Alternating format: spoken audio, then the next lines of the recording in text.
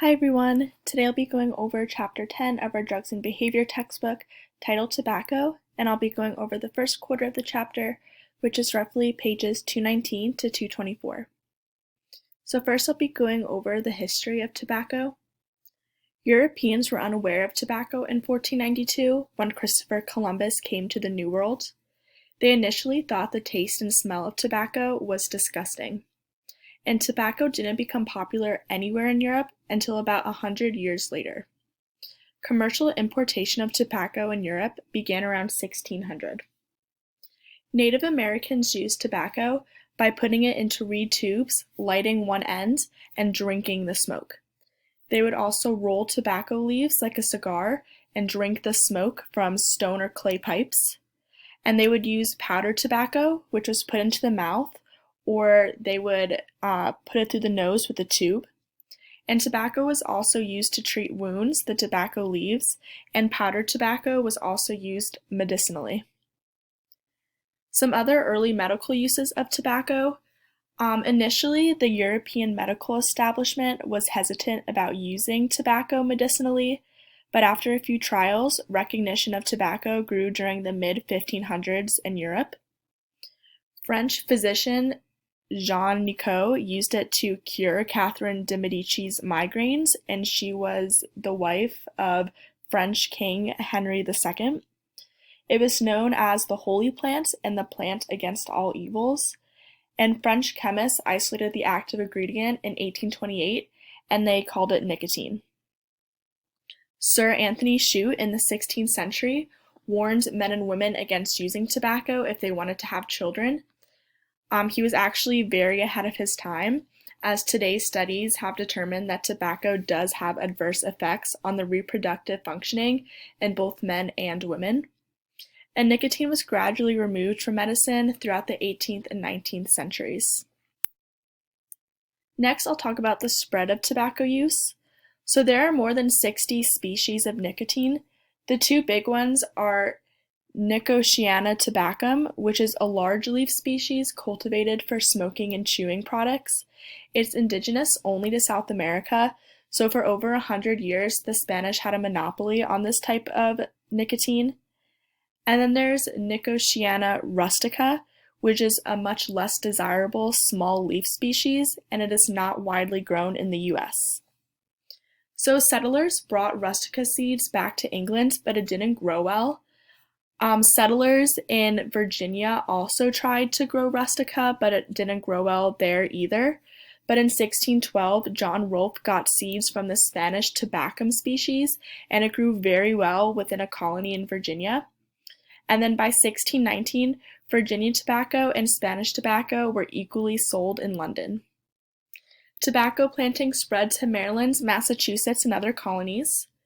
But because tobacco depleted the soil's nutrients, more and more land had to be cleared, which led to the first large-scale fighting between Virginia colonists and Native Americans. King James also put special taxes and requirements, so tobacco could only be sold in England. This led to a lot of discontent between the king and colonists, and many colonists smuggled or bribed customs officials to avoid what they believed to be an unfair tax, and this all happened about 150 years before the Boston Tea Party. Next, I'll be talking about snuff. So in the 18th century, smoking diminished and snuff replaced the pipe in England.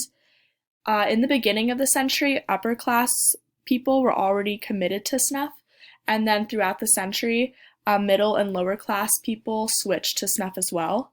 And it was very popular during the reign of King George III, which was 1760 to 1820. And then tobacco in early America.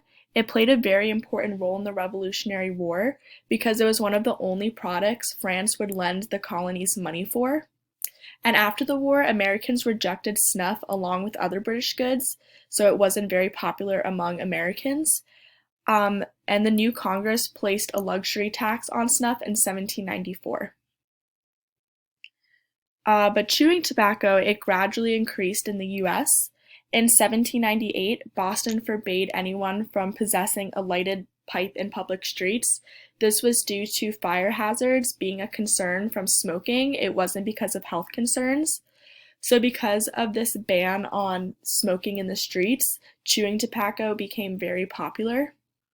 The US was a very large chewing country in the 19th century. In 1860, only 7 of 348 tobacco factories produced smoking tobacco, and smoking tobacco didn't surpass chewing tobacco until the 1920s.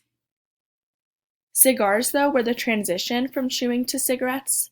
Cigarette manufacturers initially said that cigarettes were drugged with opium and the paper was bleached with arsenic to make people think that cigarettes were not healthy. Cigar sales reached their highest level in 1920, but that's when prices started to rise. So due to lower cost and just a changing style, it led to cigarettes being the leading form of tobacco. So next I'll talk about cigarettes. In 1518, the Spanish in the Yucatan filled thin reeds with tobacco, and the French also used them. The first British cigarette factory started in 1856, and English tobacco merchant Philip Morris began producing handmade cigarettes. Cigarettes began being produced in the US around the same time in the 1850s, and its popularity rapidly increased in the 1880s.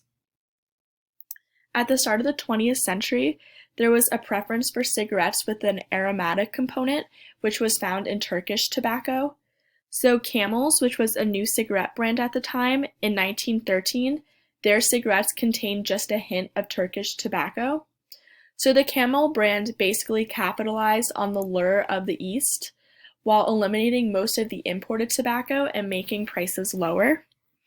And then filtered cigarettes appeared in 1954, which completely took over the market, and now filter cigarettes constitute over 99% of all US cigarette sales.